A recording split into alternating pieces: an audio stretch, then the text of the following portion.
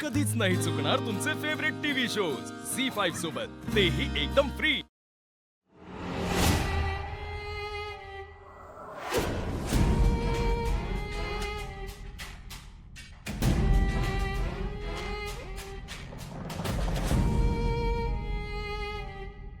काय ग, काही हवंय?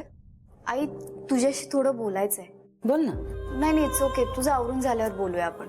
अगं झालंय माझं, बोल। आई मगाशी तुला काहीच विचित्र वाटलं नाही? म्हणजे कधी? मायाने अंबिका वहिनीची साडी नेसली हे मला अजिबात पटलेलं नाहीये। तू अजूनही त्या गोष्टीत अडकलेलीस। आई अगं ती गोष्ट आहेच तशी। अनन्या,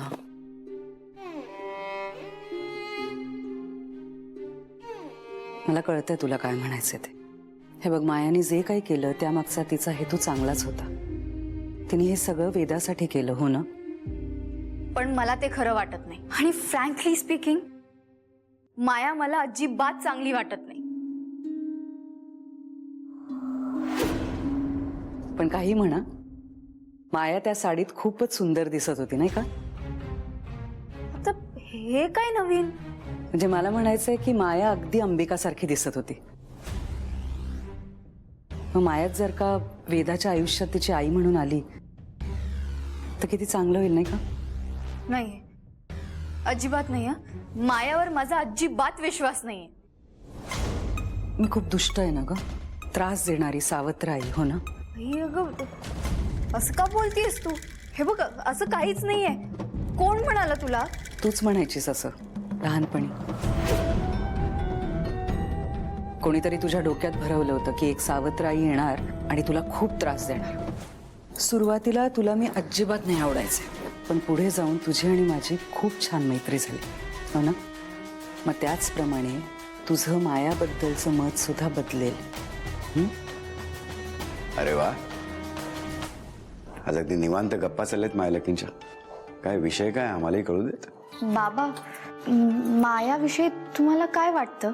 म्हणजे अथर्व दादासाठी बायको म्हणून माया योग्य आहे का?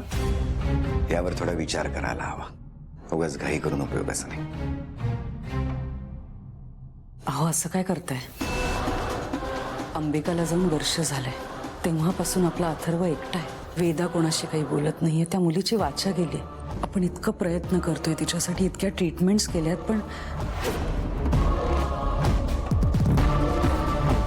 बोलतच नाही मुलगी। त्या दिवसापासून मायाच त्या दोघांचा सांभाळ करते। मग आपण तिचा विचार करायला नको? तुझी आई अगदी योग्य बोलते अनन्या, मायाच अथर्वसाठी योग्य आहे। हो ना? मग तुम्हीच बोला अथर्वशी, ऐकेल तुमचं तो। हो,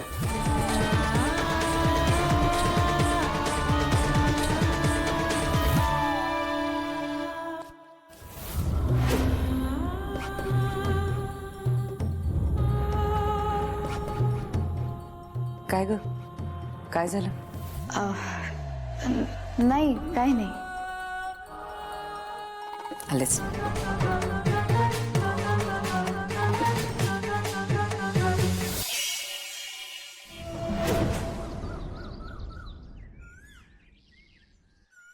कशाला उचलायचा कुंकवाचा करंडा?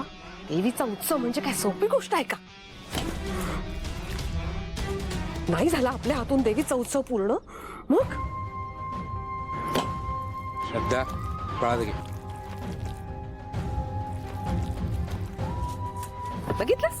तुझे बाबा येताना ना फक्त नारळ घेऊन येतात देवळातनं। देणगी असते ना ती देवाला ठेवून येतात तिकडे। जय रंगराज बाबा। अगं बाई, भास्कर शेठ तुम्ही? जय रंगराज बाबा। अगं ए श्रद्धे, जा ना पाणी घेऊन ये जा। नाही पाणी नको। बरं चला, मी ना तुमच्यासाठी चहाच टाकते। चहा पण नको, मी एका महत्वाच्या कामासाठी आलो। सावकार, तुमचं व्याज 2 दिवसात देतो मी, नक्की। गुरव, सावकार असलो तरी माणूसच आहे की मी। तुमच्या भल्याचा विचार करतो म्हणून येतो इथे। तुम्ही गप्प बसाओ। मी काय म्हणते भास्कर शेठ, आमच्या भल्याचा म्हणजे? मुंबईचे खूप मोठे व्यापारी, बिझनेसमॅन दीपक अग्रवाल म्हणून, टेक्सटाईल इंडस्ट्रीचे मालक, लवकरच मुंबईला नवी मिल उभी करणारे कापडाची। त्यासाठी 7 दिवस देवीची पूजा आणि 7व्या दिवशी उद्यापन करायचंय। मी म्हणालो आमचं गुरवच करतील. काय त्यांनी केलेली पूजा देवीला पावते. शब्द टाकलाय मी. तुम्ही या कामासाठी मुंबईला उद्या याल ना तेव्हा त्यांना फार आनंद होईल. उद्या हं? अहो पण यायला काय ते येतील, पण दक्षिणा किती मिळणार? अहो वहिनी, दिवसाचे 1,00,000 रुपये दक्षिणा आहे.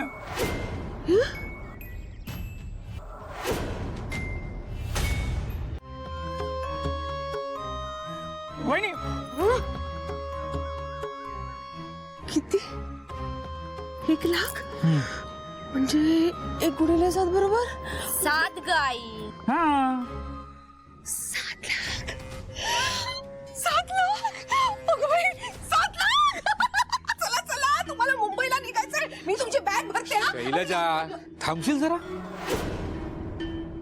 भास्कर शेठ, मी यायला तयार आहे, पण आता गावात देवीचा उत्सव सुरू आहे आणि देवीची आम्ही सगळी गृह मंडळी आहोत. परंपरेनुसार या उत्सवाच्या काळात आम्हाला बाहेर जाता येणार नाही. अहो तुमच्या 7 पिढ्या राबल्या ना तरी एवढे पैसे कमवू शकत नाही तुम्ही. हवं तर मी पुन्हा त्यांच्याशी बोलतो आणि 50,000 वाढवायला सांगतो. काय? आणखी 50,000? म्हणजे दिवसाला 1,50,000 रुपये दक्षिणा? अहो आजच्या काळात कोण देतं एवढी दक्षिणा? हो ते देतायत ना, मग घ्या ना तुम्ही. तुम्हाला काय करायचंय? हो म्हणा तुम्ही. झालं, माझं ना नशीबच फुटकं आहे. मला माहितच होतं या माणसाला ना काही जमणार नाही. राहू दे, आम्ही असेच मरणार. आम्हाला ना कधी सुख म्हणून नाही मिळणार. अगं ऐक शैलजा, ऐक, जातो मी, जायला तयार आहे, पण हा उत्सव संपल्यानंतर. मग काय उपयोग? अहो मी इथे नसेल तर मीराला हे सगळे विधी पूर्ण नाही करता येणार. हो ना, ताईला काहीच माहित नाही. तिच्यावर सगळी जबाबदारी आहे. तिच्या मदतीसाठी मला थांबावंच लागणार ना. लक्ष्मी तुमच्या घरात यायचं म्हणते आणि तुम्ही तिला बाहेर काढताय. मी तुमचा विचार करून तुमच्यासाठी शब्द टाकला. तुम्ही नाही म्हणून मला तोंडावर पाडलं.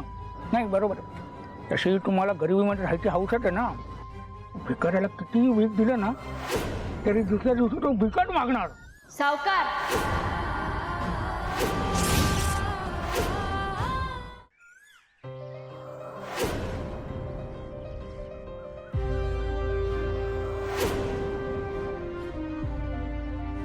हे बघा सावकार, आम्ही तुमचं कर्ज घेतलंय म्हणून काही ऐकून नाही घेणार. दक्षिणेसारख्या पवित्र गोष्टीची तुम्ही अक्षरशः बोली लावताय. पण पूजा अहंकाराने नाही, श्रद्धेने फळाला येते. आणि हा जो पैशाचा अहंकार आहे ना, तो तुम्हालाच एके दिवशी भीक मागायला लावणार आहे. मीरा, काका बोलू द्या मला. हा उत्सव म्हणजे आपल्या घराण्याची परंपरा आहे. हे आपलं कर्तव्य आहे काका. आणि उद्या कोणी कितीही पैसे दिले ना तरी सुद्धा हा उत्सव सोडून आम्ही कुठेही जाणार नाही. गुरुवांच्या पिढ्यानपिढ्या हेच चालत आलं. त्यामुळे तुम्ही कोणीतरी दुसरं बघा. या आता तुम्ही.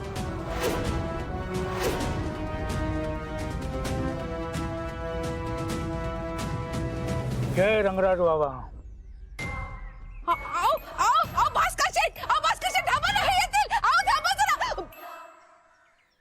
काय गे मीरा, तुला कशाला मध्ये बोलायचं होतं? हा, कशाला बोललीस मध्ये? आमचं सुख बघवत नाही ना तुला? नतद्रष्ट कार्टी कुठली? काकी तू समजून घे ना, काकांची गरज आहे यासाठी. करा, काय हवं ते करा. मनमानी करा स्वतःची. आम्ही ना असेच मरणार नुसते. झी5 ॲप डाउनलोड करा आणि पहा सर्व एपिसोड्स एकदम फ्री.